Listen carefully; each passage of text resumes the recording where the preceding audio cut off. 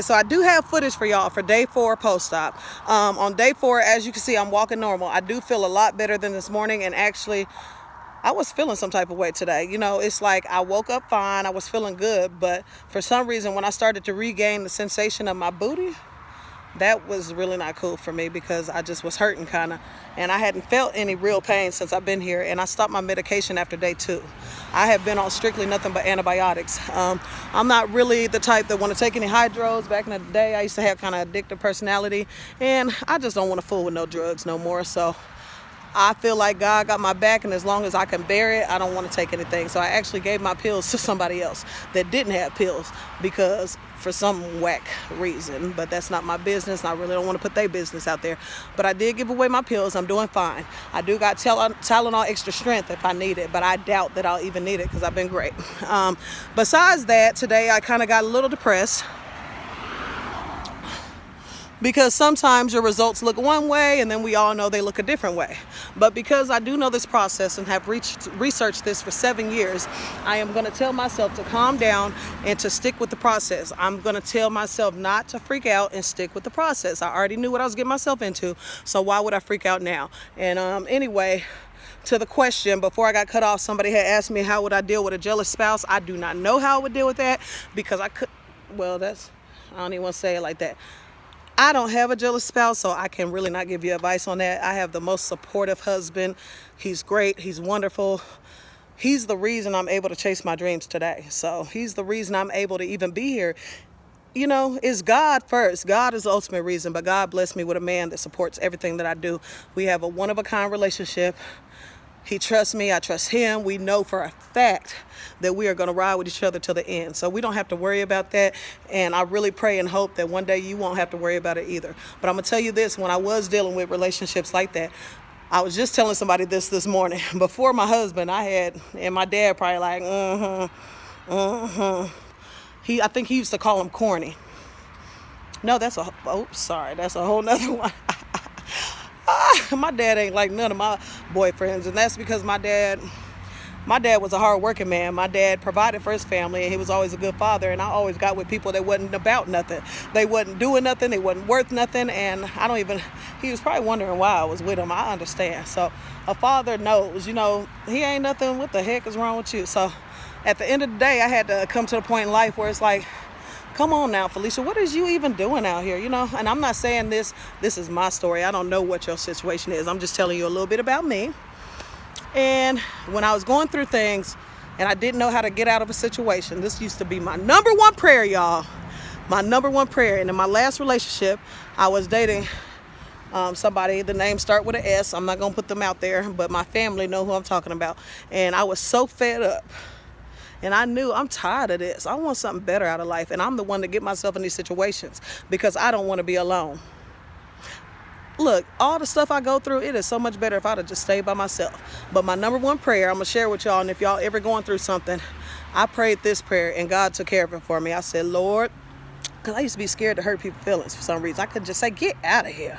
But I say, Lord, if he is not for me, Lord, please remove him and let it be a peaceful transition. I promise you, when I prayed that about my last boyfriend before my husband, I promise you, he was staying with me for about a good year at least, every night. I prayed that prayer. I promise you, he never had stayed in my house another night. He was gone, and it was peaceful, and I dropped his stuff off at his auntie house over there in his little town, and I said, I tell him I wish him the best. And guess what? There's another story I'm going to say, and then I'm going to get out of here because it kind of goes with it. And in that same process, there was that book, Act Like a Lady, Think Like a Man. I think it was Steve Harvey.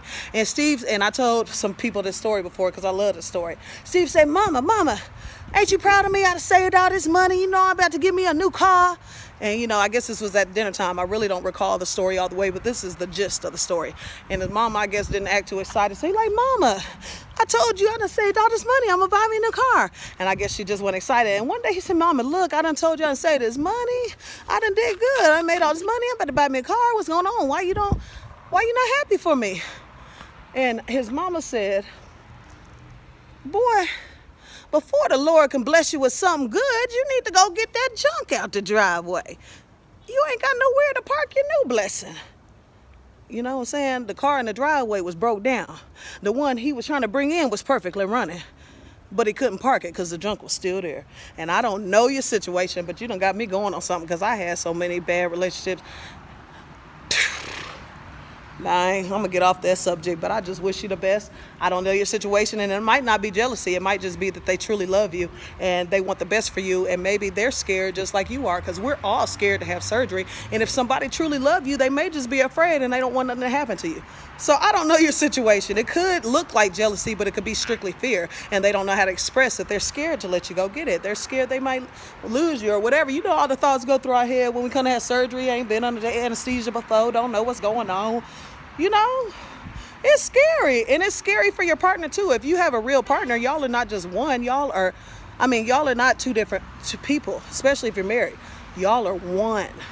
So if y'all are one, if you scared, not really, because my husband gonna always be the good positive side. But what I'm saying is they might be having some anxiety too, you know, and not know how to deal with it. So I don't know nothing about your situation, but I'm just trying to give you the best answer that I can without really knowing anything. Me Dreamer. Okay, check this out. I don't know how we're gonna do this. I'm trying to figure this out. Oh, I'm gonna see you. I'm gonna make it to your I'm gonna get to your pre-op somehow. I'm gonna come see you, I promise you. And everybody else, let this storm stuff, that big cloud, pass over, and I will definitely try to hit y'all up in a little bit and we can get the live going again. And to my nephew, happy birthday. I love you, nephew. This your TT. I love you. Mom and Dad, you know, you guys have always been the best. I love you all. My husband, my daughter's in town. She's down from college. I wish I had some pictures right now. I'm going to make a video of my family so y'all can get to know a little more about me. And my mom probably thinking, no, she ain't. She ain't going to put me on the camera. But, you know, I'm going to have to ask her permission because she really don't like taking pictures and stuff. I don't know.